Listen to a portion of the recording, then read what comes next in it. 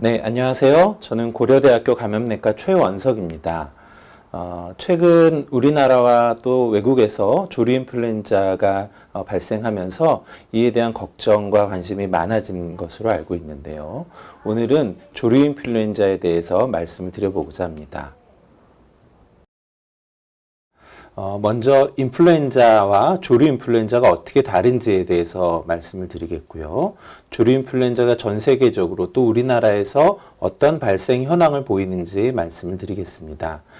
조류인플루엔자 바이러스가 어떤 전파 경로로 동물 사이에서 조류 사이에서 또 사람으로 전파되는지에 대해서 말씀을 드리겠고요. 또 인체 감염이 발생했을 때 어떤 증상이 나타나는지, 이러한 인체 감염을 진단하고 치료하는 방법에는 어떤 것들이 있는지, 마지막으로 예방하는 방법에 대해서 말씀을 드리겠습니다. 먼저 인플루엔자와 조류인플루엔자 바이러스에 대한 내용입니다. 인플루엔자 바이러스는 흔히 독감 바이러스라고 많이 알고 계실 텐데요. 정확한 명칭은 인플루엔자 바이러스입니다. 이 바이러스는 RNA 바이러스라고 분류가 되고요. 그 안에는 8개의 유전자 분절로 구성이 되어 있습니다. 이 바이러스의 표면에는 HANA라고 부르는 당 단백질이 있는데요. 이 당 단백질의 종류에 따라서 I형을 구분하게 됩니다. 인플루엔자 바이러스는 크게 A형, B형, C형으로 나눕니다. 그 중에서 A형은 가장 감염력이 높고 사람뿐만 아니라 조류나 포유류 등 다양한 동물들을 감염시킬 수 있는 것으로 알려져 있습니다. 또 A형 인플루엔자 바이러스는 뒤에서도 말씀드리겠습니다만 항원의 대변이를 통해서 큰 변이가 나타난 바이러스가 등장하게 되고 이를 통한 대유행이 발생할 수 있는 바이러스입니다. 2009년에 발생했었던 신종 인플루엔자 대유행도 마찬가지로 A형 인플루엔자에 속하게 됩니다. B형 인플루엔자는 A형과는 달리 사람에게서만 발견이 되고 B형도 A형과 마찬가지로 중증 질환을 초래할 수는 있지만 상대적으로 중증도는 조금 경한 것으로 되어 있습니다. C형 인플루엔자도 존재하지만 대개 사람에게는 경증의 질환을 초래하게 되며 큰 유행은 발생시키지 않는 것으로 알려져 있습니다. 인플루엔자 바이러스는 되게 쉽게 변이를 일으킵니다. 작은 규모의 변이가 나타나는 것을 항원 소변이라고 부르고요. 큰 규모의 변이가 나타나는 것을 항원 대변이라고 이야기합니다. 항원 소변이를 통해서 매년 유행하는 계절 인플루엔자 유행이 달라지게 되고요. 항원 대변이는 대개 10년에서 40년에 한 번 정도 발생하는 것으로 알려져 있는데 이러한 대변이가 나타나게 되면 사람에게서 이전에 있지 않았던 바이러스가 등장하기 때문에 전 세계적으로 아주 많은 환자를 발생시키게 됩니다. A형 인플루엔자 바이러스는 앞에서도 말씀드렸던 바와 같이 바이러스 표면에 존재하는 특정한 단백질, 헤마글루티닌과 뉴라미니데이즈의 조합에 따라서 세부 I형으로 구분하게 됩니다. 헤마글루티닌은 1부터 13까지 총 13가지가 존재하는 것으로 되어 있고요. 뉴라미니데이즈는 기존에는 9가지로 알려져 있지만 최근에 2가지 정도가 더 발견이 되어서 총 11가지로 구분이 됩니다. 예를 들어서 A형 인플루엔자의 H5N1이라고 하면 A형 인플루엔자로 5번에 해당되는 헤마글루티닌과 1번에 해당되는 뉴라미니데이즈의 표변 당 단백을 가진 I형이라고 이야기할 수가 있습니다. A형 인플루엔자의 대부분의 I형은 조류에서 감염을 발생시킬 수가 있고 아주 예외적인 일부에서는 박쥐에서만 발견이 됩니다. A형 인플루엔자는 사람뿐만 아니라 다양한 동물을 감염시킬 수 있습니다. 돼지나 말, 고래, 조류 등 그 종류도 매우 다양합니다. 특히 오리를 포함한 야생의 조류는 주된 자연의 숙주이고 하나의 숙주에서 다른 숙주로의 전파가 가능하기 때문에 A형 인플루엔자 바이러스는 주노스틱, 그러니까 사람과 동물을 모두 감염시킬 수 있는 바이러스 분류가 됩니다. 그래서 조류인플루엔자 바이러스는 야생 조류나 닭, 오리 등 가금류의 감염을 일으키는 인플루엔자 바이러스를 이야기하는 것이고요. 이 조류인플루엔자 바이러스는 대개 사람에게 감염을 잘 일으키지는 않지만 드물게 감염을 일으킬 수 있습니다. 특히 뉴스에서 고병원성 조류 인플루엔자라는 이야기를 드려보셨을 텐데요. 고병원성 조류 인플루엔자라는 것은 조류, 특히 닭에서 얼마나 강한 병원성을 가졌는지에 따라서 구분하는 것으로 이 병원성이 사람에서의 병원성을 지칭하는 것은 아니라는 점이 중요합니다. 즉 고병원성 조류 인플루엔자라고 하더라도 조류에서는 강한 병원성을 가지지만 사람에서는 병원성을 가지지 않는 경우가 많고요. 또 반대로 조류에서는 저병원성이지만 사람에게는 질병을 일으킬 수 있는 것들도 있습니다. 조류 인플루엔자의 발생 현황에 대해서 알아보겠습니다. 조류 인플루엔자는 이 조류 인플루엔자 바이러스가 알려진 이후로 전 세계적으로 지속적으로 또 반복적으로 발생이 이어지고 있습니다.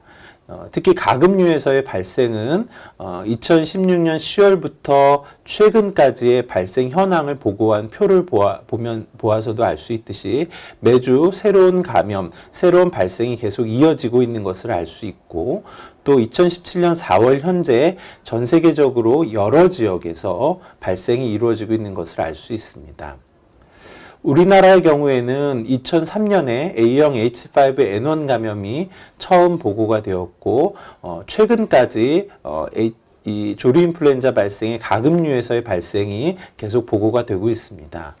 대개 오리와 종축 농장을 중심으로 발생하고 있고 닭, 오리의 가금류에서 발생은 보고된 바가 있지만 다행히 현재까지 인체 감염 사례로 확인된 바는 없습니다.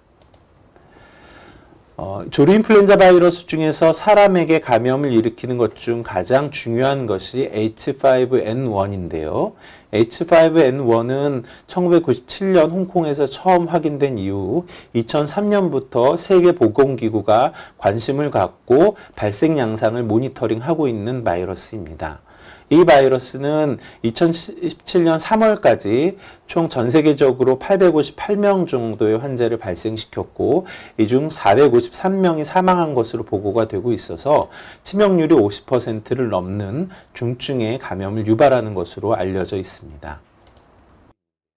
H7N9도 최근에 그 중요성이 많이 인지가 되고 있는데요.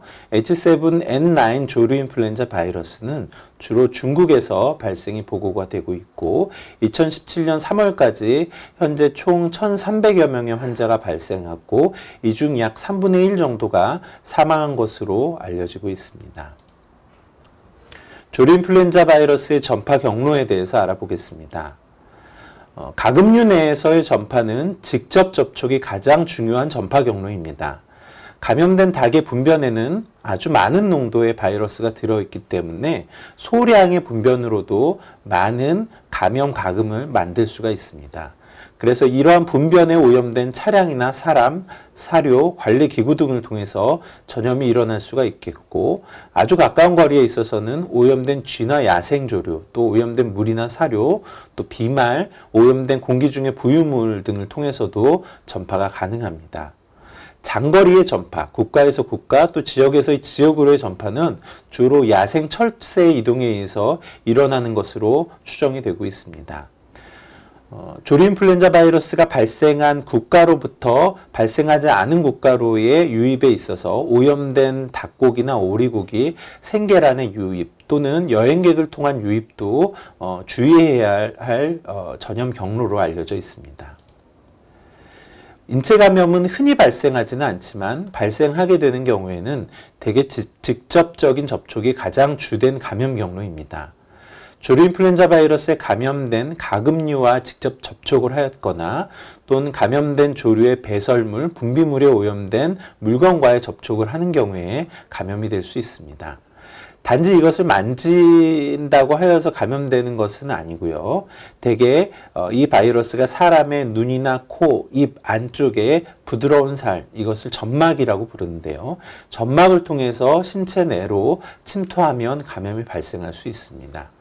또 바이러스가 포함된 작은 침방울을 호흡기를 통해서 흡입하는 경우에도 감염이 발생할 수가 있겠고 아주 드물지만 사람 간의 전파가 의심되는 사례의 보고도 있습니다.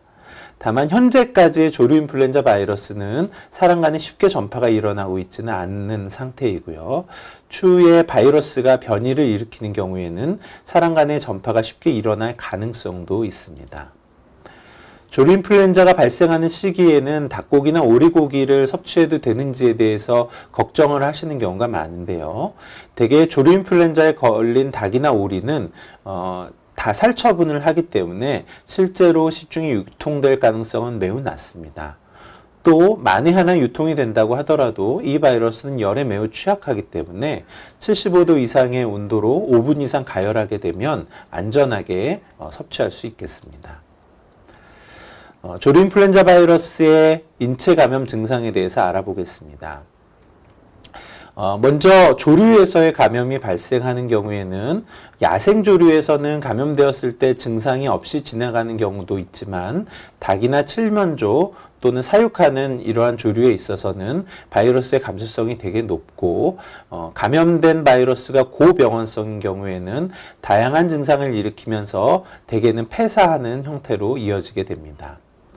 조류에서의 사람으로의 감염은 흔히 일어나지는 않지만 일어나는 경우에는 대개 2일에서 7일 정도의 잠복기를 거치고 이후에 결막염이나 전형적인 독감의 형태 또는 폐렴과 같은 중증의 호흡기 감염, 또 구역이나 구토 등의 소화기 감염 또는 의식저하 등의 신경학적인 증상을 나타나는 다양한 증상의 형태로 인체 감염이 발생할 수 있습니다. 이 중 중증의 감염이 발생한 경우에는 앞에서도 말씀드린 것처럼 사망에 이르는 경우도 있습니다. 조류 인플루엔자의 인체 감염 진단에 대해서 알아보겠습니다. 일단 진단을 위해서는 조류 인플루엔자 바이러스에 노출된 사람이 그 이후 10일 이내에 증상이 발생했는지에 대한 역학적 연관성이 중요합니다. 만약 이러한 역학적 연관성을 가진 사람에 있어서 조류 인플루엔자 감염 중에서도 하부 호흡기에 폐렴과 같은 증상을 의심할 수 있는 발열과 기침, 숨가쁨, 호흡곤란 등의 증상이 있는 경우에는 일단 조류 인플루엔자 바이러스의 감염을 의심해 볼 수 있습니다. 이렇게 의심되는 사람에 있어서는 실험실적인 검사를 통해서 진단을 하게 되는데요. 환자분의 호흡기 검체에서 바이러스를 직접 분리하거나 바이러스의 유전자를 확인하는 방법을 사용할 수가 있겠고, 또 혈액 검사를 통해서 감염 후에 나타나는 항체의 양성 여부 또는 항체가가 올라가는 여부를 통해서 진단을 할 수 있습니다. 이러한 실험실적 진단에는 배양이나 PCR, 항체 검사와 같은 방법이 사용되고 시도의 보건환경연구원이나 질병관리본부에서 이러한 검사를 시행하게 됩니다. 치료 방법에 대해서 알아보겠습니다. 대부분의 바이러스성 감염은 조류 인플루엔자를 포함하여서 스스로의 면역력에 의해서도 극복은 가능합니다.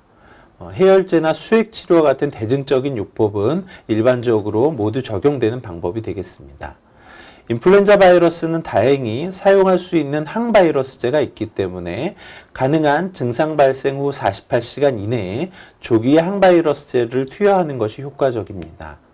항바이러스제는 대개 5일 정도 투여하게 되며 중증의 경과가 길어지는 경우에는 그 이상의 기간 동안 항바이러스제를 투여하는 경우도 있습니다.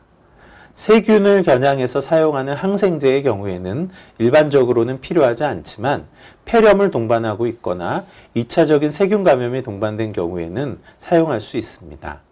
그 이외에도 중증의 호흡 질환이 있거나 또는 신저하 또는 혈압이 떨어지는 등의 증상이 있는 경우에 인공호흡기나 투석, 에크모와 같은 방법을 적용하기도 합니다. 마지막으로 조류 인플루엔자 인체 감염의 예방법에 대해서 알아보겠습니다. 일단 조류 인플루엔자 바이러스가 노출되는 것을 차단하는 것이 가장 중요합니다. 따라서 조류 인플루엔자 발생이 이어지고 있는 경우에는 축산 농가나 철새 도래지의 방문을 자제하시는 것이 좋겠고, 불가피하게 방문을 하셨다면 소독과 같은 조치에 적극적으로 협조해 주셔야 합니다. 조류 인플루엔자 발생국을 여행하셨다면 축산과 관련되어 있는 시설은 방문하지 않도록 해주셔야겠고, 불법적인 축산물의 국내 반입은 하지 않도록 하셔야 됩니다. 야생의 조류나 가금류, 고양이 등에는 조류 인플루엔자 바이러스가 있을 수 있기 때문에 이와 같은 사체와는 접촉하지 않도록 하셔야 됩니다. 이외에도 대부분의 바이러스가 그러하듯이 조류인플루엔자 바이러스도 손이나 호흡기를 통해서 전파가 가능하기 때문에 손을 적극적으로 씻고 손으로 눈이나 코, 입을 만지지 않는 것이 중요합니다. 호흡기 증상이 있는 분의 경우에는 마스크를 착용하셔서 본인의 분비물이 다른 사람에게 전달되지 않도록 해주시는 것이 좋겠고, 기침이나 재채기를 할 때는 기침 예절을 준수해 주셔야 합니다. 올바른 손 씻기 방법에 대해서는 많은 홍보를 통해서 이미 알려져 있을 것이라고 생각합니다만 여전히 잘 하지 못하시는 경우가 많습니다. 올바른 손 씻기라고 하면 적절한 시기에 적절한 방법으로 씻는 것을 이야기합니다. 화장실을 이용하시기 전, 후, 또 음식물을 섭취하기 전, 음식물을 준비할 때, 아픈 사람을 간병한 이유 등 이런 오염될 수 있는 상황에 있었다면, 또는 깨끗한 또 입으로 섭취하거나 이런 상황에 있어서는 손 씻기를 반드시 시행하시는 것이 좋겠고요. 손을 씻는 방법도 중요합니다. 대개 손가락 끝이나 손가락 사이사이 또 손금이 있는 부위와 같은 부분들은 잘 씻겨지지 않는 부분이기 때문에 이러한 곳들을 빼먹지 않고 씻을 수 있는 다양한 방법들이 이미 제시가 되고 있습니다. 따라서 이러한 방법을 숙지하셔서 손 씻기를 적절하게 하셔야 합니다. 기침 예절도 매우 중요한 호흡기 감염의 예방법입니다. 특히 증상이 있는 분이 다른 사람에게 그 피해가 전달되지 않도록 하는 것이 중요하기 때문에 증상이 있는 분들의 이러한 기침 예절을 잘 숙지하셔서 지키시는 것이 좋겠습니다. 기침을 하신다면 휴지로 입과 코를 가리고 기침을 한 후에 휴지를 버리는 것이 좋겠고요. 만약에 휴지가 없다면 옷소매 위쪽으로 입과 코를 가리고 기침을 하시는 것이 바람직합니다. 또 기침을 한 후에는 손이 그 분비물에 오염되어 있을 수 있기 때문에 흐르는 물에 적어도 30초 이상 손 씻기를 하셔야 합니다. 조류인플루엔자대에서 현재 상용화된 백신은 없습니다. 다만 유사시에 사용할 필요가 있기 때문에 H5N1이나 H7N9과 같은 바이러스에 대해서는 현재 연구 개발이 이루어지고 있습니다. 계절 인플루엔자 백신, 매년 가을에 접종하시는 계절 인플루엔자 백신의 경우에는 조류 인플루엔자의 감염을 예방할 수는 없지만 사람 인플루엔자 바이러스와 조류 인플루엔자 바이러스가 중복 감염이 되었을 때 항원의 대변이와 같은 변이가 발생할 위험이 있고, 또 계절 인플루엔자가 감염되는 경우에 조류 인플루엔자의 감염과 헷갈릴 수 있기 때문에 적어도 농가에 종사하시는 분들이나 살처분에 참여하는 이런 고위험군에 있어서는 계절 인플루엔자 백신을 접종하시는 것이 바람직합니다. 또 조류 인플루엔자 인체 감염의 고위험군에 해당되는 분들, 특히 살처분에 투여되시는 분들에 대해서는 항바이러스제를 사용해서 감염을 예방하기도 합니다. 만약 조류 인플루엔자에 노출이 되었다고 판단된 이후에 증상이 발생하셨다면 가까운 관할 지역의 보건소 또는 질병관리본부 콜센터 1339로 신고하시는 것이 좋겠습니다. 이러한 곳에 신고하지 않고 의료기관을 바로 방문하는 경우에 다른 사람에게 바로 노출이 이어질 수 있고 조기 진단이 되지 않는 경우가 있기 때문에 먼저 보건소나 질병관리본부 콜센터에 신고를 하시고 이곳에서 지시해 주시는 내용에 맞추어서 적절한 조치를 취하시는 것이 바람직합니다. 네, 지금까지 조류 인플루엔자 바이러스가 어떤 것인지, 또 조류 인플루엔자 바이러스의 발생 현황, 또 증상, 진단과 치료, 예방법에 대해서 알아봤습니다. 우리나라와 전 세계에서 조류 인플루엔자의 발생은 앞으로도 계속 이어질 것이라고 생각이 됩니다. 다만 지나친 우려를 갖는 것보다는 적절한 예방법, 주의사항들을 잘 숙지하셔서 지키신다면 크게 걱정하시지 않고 안전한 생활을 하실 수 있을 것이라고 생각합니다.